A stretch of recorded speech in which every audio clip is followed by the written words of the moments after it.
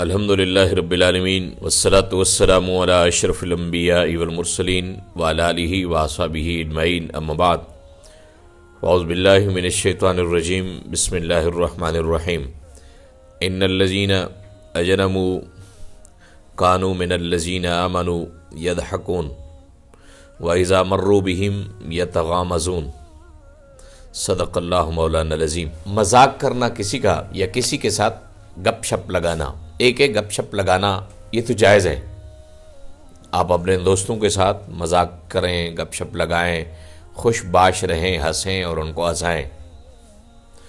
اور دوسرا ہے کسی کا مذاق اڑانا اور اس کو تنگ کرنا، یہ اسلام کے اندر انتہائی معیوب ہے۔ قرآن نے جو تصور دیا، مجرم کا لفظ استعمال کیا، ان الذین اجرموا، بے شک وہ لوگ جو جرم کرتے ہیں۔ آگے مفسر نے جو لفظ لکھا کابی جہل، جیسے ابو جہل اور اس کی مثل۔ ابو جہل تو ایک فارمولہ ہے، میتھڈ ہے، مطلب جو بھی جاہل ہوگا جرم جاہل کرتا ہے ہمیشہ، صاحب معرفت بھی ہو صاحب علم بھی ہو، وہ جرم کیسے کرتا ہے؟ جرم کرنے والے اس جرم کی نوعیت سے جاہل ہوتے ہیں، اور ابو جہل نے جو جرم کیا وہ بھی جاہل تھا، اس کو رسول پاک صلی اللہ علیہ وسلم کی ذات کا علم ہی نہیں تھا۔ وہ کہتے بے شک وہ لوگ جنہوں نے جرم کیے، من الذین آمنوا، ان لوگوں سے جو ایمان لائے۔ اب ایماندار لوگوں کے آگے جو لفظ خوبصورت ترین لکھے ہیں، حضرت عمار، حضرت بلال ونحوہما، اور ان کی مثل اور بھی جو فقیر طبع لوگ تھے، جنہوں نے اسلام کی وجہ سے اتنی صعوبتیں برداشت کی کہ جسم کا ایک ایک انگ خالی نہیں ہوتا تھا۔ تو یہ بڑے فن خان ابو جہل کی صفت رکھنے والے لوگ ان کی مذاق اڑاتے تھے۔ مذاق کیا؟ یضحکون، استہزاء بہم، وہ ہنستے تھے ان کے اوپر، ان کا ٹھٹھا کرتے تھے، ان کا مذاق اڑاتے تھے۔ یہ لوگ ہیں جی جو جنت میں جائیں گے، یہ لوگ ہیں جی جو اپنے آپ کو بہت بڑا سمجھتے ہیں، یہ لوگ ہیں جی جو اپنے صاحب کو نبی سمجھتے ہیں، حالانکہ حقیقتاً حضور نبی کریم صلی اللہ علیہ وسلم نبی تھے۔ یہ لوگ ہیں جو اپنے آپ کو اللہ کا بڑا قریبی سمجھتے ہیں، کھانے کے لیے روٹی نہیں ہے ان کے پاس، پہننے کے لیے کپڑے نہیں ہیں، دوست نہیں ہیں، لوگ ان کو مار مار کے ان کی کھال اتار رہے ہیں۔ جیسے ہوتا ہے الفاظ جتنی منہ اتنی باتیں۔ آگے فرمایا کہ جب وہ ان کے قریب سے گزرتے ہیں، وَإِذَا مَرُّوا بِهِمْ، جب وہ ان کے قریب سے گزرتے ہیں، یتغامزون، تو ان کی طرف اشارے کرتے ہیں۔ اشارے کرنا کیا؟ اَيْ يَشِيرُ الْمُجْرِمُونَ إِلَى الْمُؤْمِنِينَ بِالْجَفْنِ وَالْحَاجِبِ، آنکھیں مارنا، جیسے آپ کسی کی طرف کہتے ہیں بھائی یہ دیکھ، یہ صاحب ہیں جو یہ کام کرتے ہیں، اس کی حرکتیں چیک کرو، اس کے معاملات چیک کرو۔ پھر آگے والی آیت ہے کہ جب وہ اپنے گھر والوں کی طرف لوٹتے ہیں، وَإِذَا انقلبوا إِلَىٰ أَهْلِهِمْ فَاكِهِينَ، وہ بڑے خوش باش ہو کے اٹھتے ہیں، بھائی آج بڑا تنگ کیا جی ان کو۔ اس دور میں اگر آپ کسی کی غربت دیکھ کے مذاق اڑاتے ہیں تو آپ یہ تصور کریں آپ ابو جہل کی صف میں کھڑے ہیں، اور جس غریب کی آپ غربت کا مذاق اڑا رہے ہیں وہ عمار بن یاسر کی صف میں کھڑا ہے، وہ حضرت بلال کی صف میں کھڑا ہے، وہ حضرت ابو ذر کی صف میں کھڑا ہے، وہ حضرت ابو ہریرہ کی صف میں کھڑا ہے، وہ حضرت صہیب رومی کی صف میں کھڑا ہے۔ کسی کا بھی مذاق کسی بھی وجہ سے اڑانا اسلام کو انتہائی ناپسند ہے۔ اگر کوئی فقیر طبع بندہ ہے، ہمارے مدارس میں بھی ایسا ہی ہوتا ہے، اگر کوئی فقیر بندہ ہوتا ہے، فقیر مزاج استاد بھی ہو تو اس کا بھی بچے مذاق اڑاتے ہیں، فقیر مزاج ہاسٹل انچارج بھی ہو، وہ نماز کے لیے بھی اٹھا دے تو بچے اس کا مذاق اڑاتے ہیں۔ اگر کوئی تگڑا بندہ اور تکڑی وضاقتہ رکھنے والا اٹھا دے تو لبیک کہا جاتا ہے، اٹھ جاتے ہیں سارے، لیکن اگر کوئی فقیر مزاج اٹھائے تو نہیں اٹھتے، اور اس کے اوپر طرح طرح کے تانے بھی کسے جاتے ہیں۔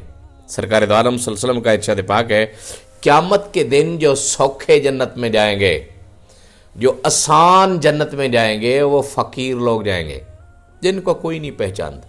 اب فقیر کی جو وہ حالت ہے وہ یہ ہے کہ وہ مجلس کے اندر جس جگہ کے اوپر بیٹھ جائیں، کسی کو کوئی پرواہ نہ ہو، کوئی یہ نہ کہے کہ آگے تشریف لائیں جی، جیسے ہوتا ہے نا بعض بندوں کو اگر پیچھے بیٹھ بھی جائیں تو لوگ بہت سارے اٹھ کے کہتے حضور آپ کی سیٹ ادھر ہے، آپ جس جگہ کے لیے بنے ہو وہاں آؤ۔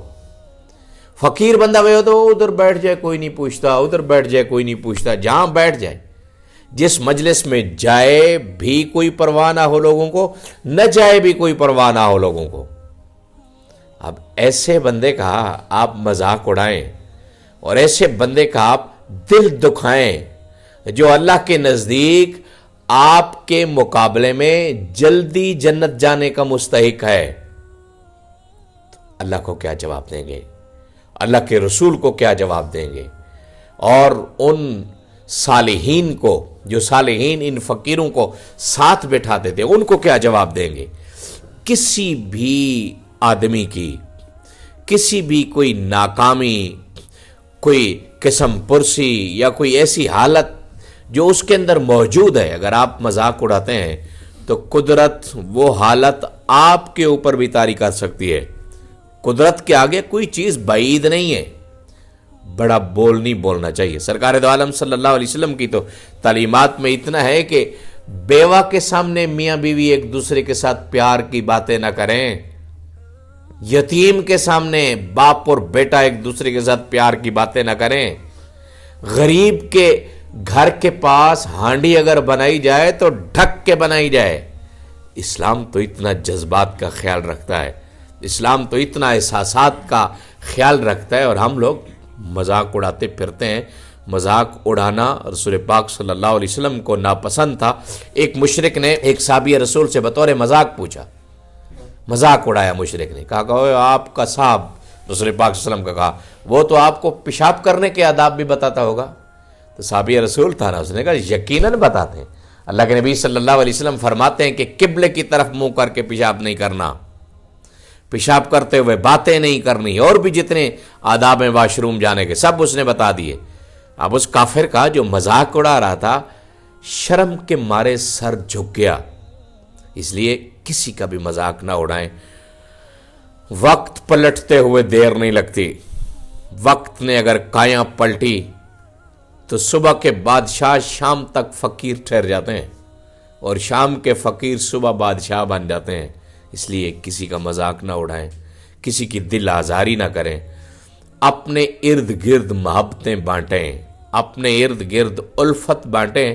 معاشرہ تو ویسے ہی نفرتوں کا ڈھیر ہے۔ رسول پاک صلی اللہ علیہ وسلم کا ارشاد پاک ہے، اگر فقیر لوگوں کی مجلس میں بیٹھو گے نا، فقیر لوگوں کی مجلس میں، تو آپ کا دل تکبر سے پاک ہوگا۔ فقیر لوگوں سے جن سے کوئی نہیں پوچھتا، فقیر بندے آرام سکون سے بیٹھیں جی، ان کے ساتھ ان کی مجلس میں بیٹھیں۔ اب وہ اللہ کے اتنے برگزیدہ ہیں، اللہ کے اتنے پسندیدہ ہیں کہ ان کے ساتھ بیٹھنے سے، ان کے ساتھ کوئی نیکی کا کام بھی نہیں کرنا، صرف بیٹھنا ہے، ان کی مجلس میں بیٹھنا ہے، آپ کا دل تکبر سے پاک ہوگا۔ اور تکبر کبیرہ گناہوں میں سے ہے۔ جن کی مجلس کی اتنی برکت ہے، اگر ہم ان کا مذاق اڑائیں گے تو صاحب مجلس جس نے اس مجلس کی برکت بتائی، اس نبی کے دل کے اوپر کیا گزرے گی، اور قدرت کو، اللہ تعالیٰ کو کتنا غصہ آئے گا۔ اس لیے ہر کسی کے ساتھ بہت اچھے رہیں، محبتیں بانٹیں۔ اللہ تعالیٰ ہم سب کو عمل کی توفیق عطا فرمائے۔ وآخر دعوانا الحمدللہ رب العالمین۔